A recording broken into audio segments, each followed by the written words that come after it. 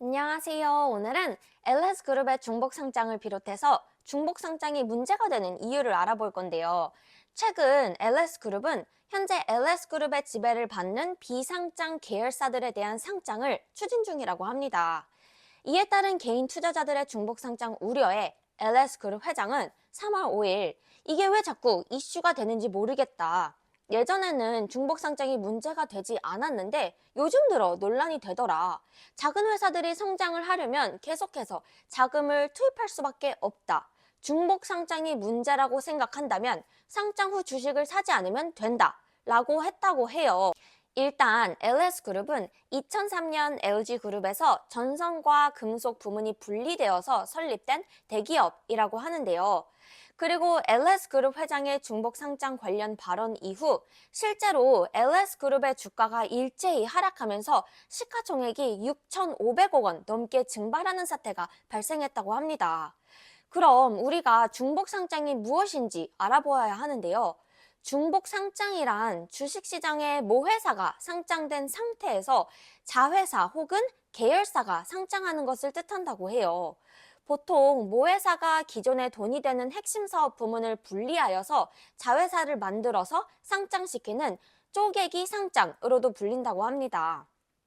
그럼 LS그룹 측에서는 자금을 투입하려면 이 방법은 어쩔 수 없는 관행이라는 이런 의견인데 이게 왜 문제가 되는 것인지 알아봐야겠죠.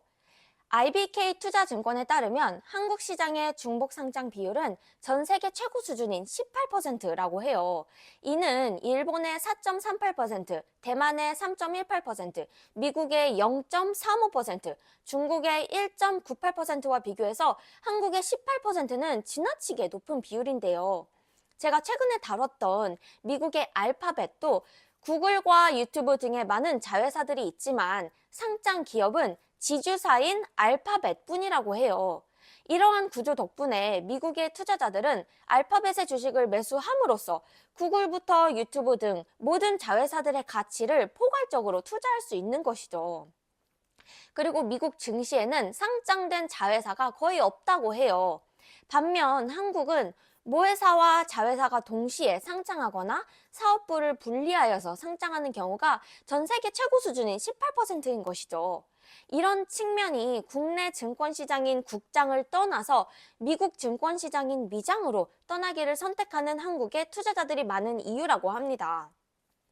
실제로 2024년 국내 투자자들의 해외 주식 보유액은 130조 원을 돌파했고 한국의 개인 투자자들이 국장에서 미장으로 물밀듯 빠져나가는 현상을 보였다고 합니다.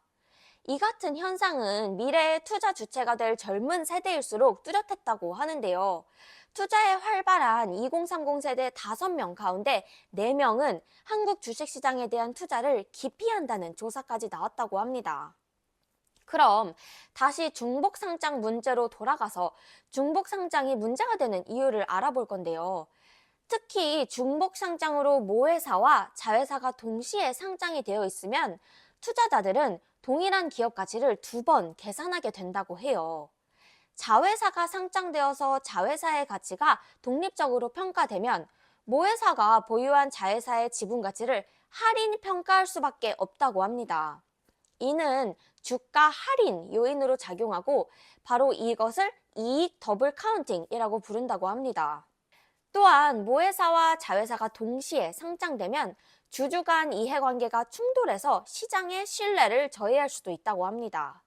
이런 중복 상장이 코리아 디스카운트의 요인으로 지목이 되고 있다고 하는데요. 여기서 코리아 디스카운트의 의미도 알아보아야겠죠. 한국을 뜻하는 코리아에 일반적으로 할인이나 가격이 낮게 책정되는 것을 의미하는 디스카운트가 합쳐진 단어인데요. 코리아 디스카운트 하면은 한국 상장 기업의 주식이 다른 나라에 비해서 기업의 이익이나 가치가 동일하더라도 주가가 낮게 평가되는 것을 뜻한다고 합니다. 다시 말해서 한국의 증시가 저평가되는 것인데요.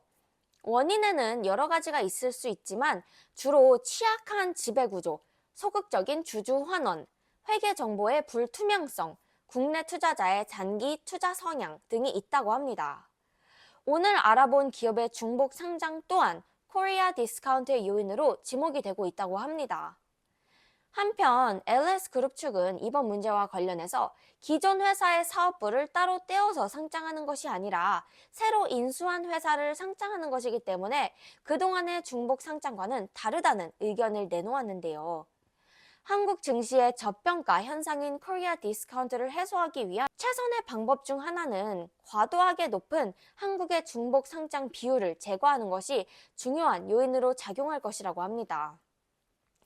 영어에는 바보들의 돈이란 의미의 dumb money란 표현이 있는데요. 이를 제목으로 딴 공매도 세력을 물리친 개미 투자자들을 다룬 영화도 있죠. dumb money란 단어는 월스트리트에서 개인 투자자들을 얕잡아 부르는 말이라고 합니다. 중복 상장이 문제라고 생각한다면 상장 후 주식을 사지 않으면 된다 라고 말한 LS 회장의 발언은 어쩌면 한국의 개인 투자자들을 dumb money로 치부하는 것이 아닐까. 결국 이런 발언이 한국의 젊은 투자자 중 5명 중 4명은 한국 주식시장에 대한 투자를 기피하게 만드는 요인이 아닐까. 그런 생각이 드는 것 같습니다. 오늘 영상이 도움이 되셨기를 바라고 오늘도 영상 봐주셔서 감사드립니다. 그럼 빠이빠이.